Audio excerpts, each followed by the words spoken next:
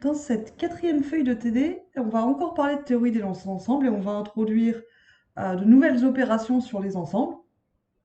La différence ensembliste, dans l'exercice 1, le passage au complémentaire, et à la fin, on parlera de produits cartésiens de plusieurs ensembles. Donc on va commencer, un peu comme dans le TD précédent, par un exercice en quelque sorte d'échauffement, où on va considérer trois ensembles simples, d'ailleurs c'est les mêmes qu'avant, et déterminer les différences A privé de B, A privé de C, B privé de C et A privé de A. Donc, rappel, si A et B sont deux sous-ensembles d'un ensemble U,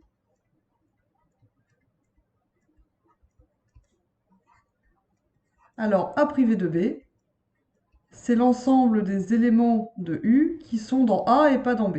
Donc c'est les éléments de A qui n'appartiennent pas à B.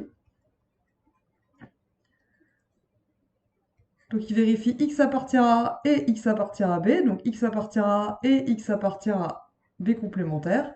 On peut donc réécrire A privé de B comme A inter B complémentaire. Donc A privé de B, c'est pas vraiment une nouvelle opération, c'est un raccourci pour une opération qu'on peut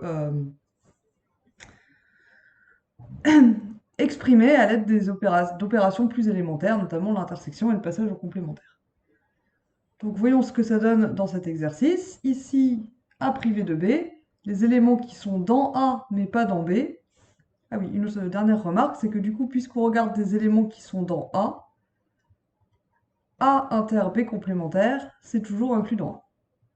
Donc, A privé de B, c'est les éléments de A qui ne sont pas des éléments de B. 1, il est dans A et il n'est pas dans B, donc il est dans A privé de B. 2, il est dans A mais il est aussi dans B, donc il n'est pas dans A privé de B.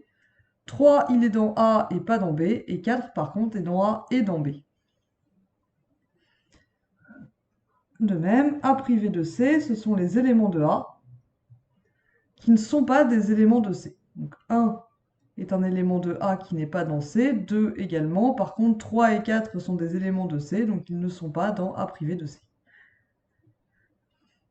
Enfin, non pas enfin, pardon, B privé de C, c'est l'ensemble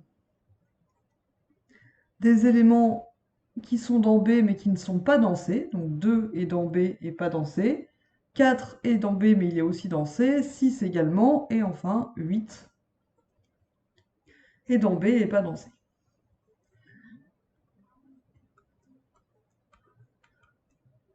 A privé de A, c'est l'ensemble de tous les éléments qui sont dans A et qui ne sont pas dans A. Donc ça, c'est l'ensemble vide.